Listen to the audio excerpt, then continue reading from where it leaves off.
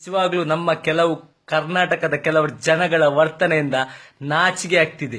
ನಿಜವಾಗ್ಲೂ ನಾಚಿಕೆ ಆಗ್ತಿದೆ. ಯಾಕೆ ಗೊತ್ತಾ, ಈ ಫೇಸ್ಬುಕ್ ವಾಟ್ಸಪ್ಗಳಲ್ಲಿ ಒಂದೊಂದು ಮೆಸೇಜ್ ಬರ್ತಿದೆ ಅಲ್ಲ. ಪಾಪ ಅಲ್ಲಿ ಜಯಲಲಿತಾ ಅವರ ಕಂಡೀಷನ್ ಚಿಂತಾಜನಕ ಆಗಿ ಆಸ್ಪತ್ರೆಯಲ್ಲಿದ್ರೆ ಅವರು ಸಾಯ್ಲಿ ಗೀಲಿ ಅಂತೇಳಿ ಏನೇನು ಬರೆದು ಮೆಸೇಜ್ ಆಗ್ತಿದ್ದಾರೆ. ನಾಚಿಕೆ ಆಗಲ್ವಾ? ನಿಜವಾಗಿ ನಾಚಿಕೆ ಆಗ್ತಿದೆ. ಜಸ್ಟ್ ಯೋಚಿಸಿ ಸ್ವಾಮಿ, ಸ್ವಲ್ಪ ಯೋಚಿಸಿ. ಜಯಲಲಿತಾ ಇಂದು ಅಮ್ಮ ಅಮ್ಮ ಅಂತ ಯೋಚಿಸಿದ್ದಾರೆ ತಮಿಳುನಾಡಿನ ಜನರಿಗೆ. ಯಾಕೆ ಹೇಳಿ, ಅವರು ತಮಿಳುನಾಡು ರಾಜ್ಯದ ಮುಖ್ಯಮಂತ್ರಿ. ತಮಿಳುನಾಡಿನ ರಾಜ್ಯದ ಮುಖ್ಯಮಂತ್ರಿಯಾಗಿ ಜನಗಳು ಅವರನ್ನು ಅಮ್ಮ ಅಂತ ಕರೀತಿದ್ದಾರೆ. ಯಾಕೆ? ಅಮ್ಮ ಅಂದ್ರೇನು, ಒಂದು ಮಕ್ಕಳನ್ನು ಯಾವ ರೀತಿ ನೋಡ್ಕೊಳ್ತಾರೆ, ಅನ್ನ ಕೊಟ್ಟಾಗ್ಲಿ, ಬಡವರಿಗೆ ಕಣ್ಣೀರು ಒರೆಸಿ ಆಗ್ಲಿ ಯಾವ ರೀತಿ ಸಹಾಯ ಮಾಡ್ತಾರೆ, ಆ ರೀತಿ ಸಹಾಯ ಮಾಡ್ತಿದ್ದಾರೆ. ಅದಕ್ಕೆ ಅವರು ಎಲ್ಲರೂ ಅವರನ್ನು ಅಮ್ಮ ಅಂತ ಕರೀತಾರೆ. ನಮ್ಮ ರಾಜ್ಯದಲ್ಲಿ ಇದ್ದಾರೆ ಕಣ್ರಿ ಕೆಲವರು, ನಮ್ಮ ರಾಜ್ಯದಲ್ಲಿ ಇದ್ದಾರಲ್ವಾ.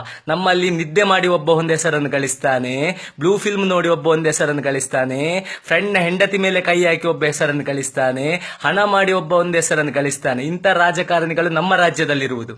ನಮ್ಮ ರಾಜ್ಯದಲ್ಲಿ ಜನಗಳಿಗೆ ಸೇವೆ ಮಾಡುವವರು ಯಾರಿದ್ದಾರೆ ಸ್ವಾಮಿ? ಯಾವಿದ್ದಾರೆ? ಇದರಲ್ಲಿ ಜಯಲಲಿತಾದ ಏನು ತಪ್ಪಿಲ್ಲ. ಕಾವೇರಿ ವಿಚಾರದಲ್ಲಿ ನಮ್ಮ ರಾಜ್ಯದ ಮಂತ್ರಿಗಳಿದ್ದಾರಲ್ಲ, ಅವರು ಪ್ರಯೋಜನ ಇಲ್ಲ. ರಾಜ್ಯದ ರಾಜಕೀಯ ಸರಿ ಇಲ್ಲ.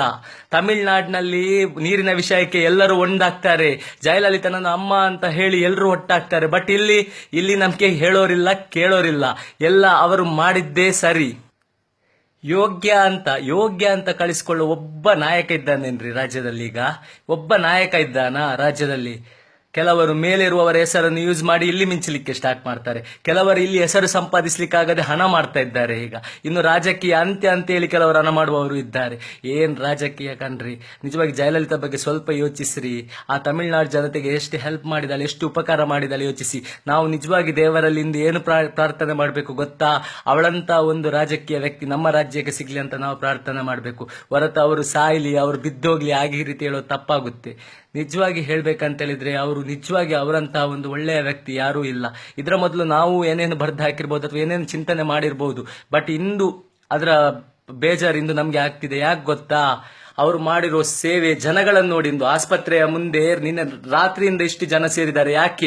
ಯಾಕೆ ನಮ್ಮ ರಾಜ್ಯದಲ್ಲಿ ಯಾರಿಗಾದ್ರೆ ಹಾಗಾದ್ರೆ ಪಕ್ಷದವರು ಬಿಟ್ಟು ಬೇರೆ ಯಾರಾದ್ರೆ ನಾರ್ಮಲ್ ಜನಗಳು ಬಂದು ಸೇರ್ತಾರ? ಖಂಡಿತ ಸೇರಲ್ಲ. ಯಾಕೆ? ಇವರು ಸಂಪಾದಿಸಿರೋ ಹೆಸರಿದೆ ಅಲ್ಲ ಇವ್ರದ್ದು, ಯಾವ್ಯಾವ ಕರ್ಮ ಕೆಲಸಗಳಿಗೆ ಸಂಪಾದಿಸಿದ್ದಾರೆ ಆ ಹೆಸರಿನಿಂದ ಅಷ್ಟೇ.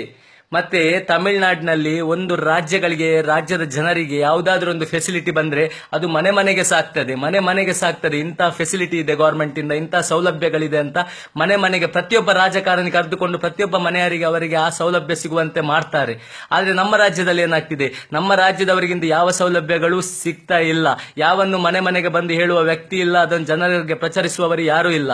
ಇಲ್ಲಿ ನಡೆಯುತ್ತಿರುವುದು ಬರೀ ಮೋಸದ ರಾಜಕೀಯ ಅಷ್ಟೇ, ಬರೀ ಮೋಸದ ರಾಜಕೀಯ. ಇದು ಬದಲಾಗುವ ತನಕ ನಮ್ಮ ರಾಜ್ಯ ಖಂಡಿತ ಉದ್ಧಾರ ಆಗಲು ಸಾಧ್ಯವಿಲ್ಲ. ದಯವಿಟ್ಟು ಇಂಥ ಕೆಟ್ಟ ಪೋಸ್ಟಿಂಗ್ಗಳನ್ನು ನಿಲ್ಲಿಸಿ.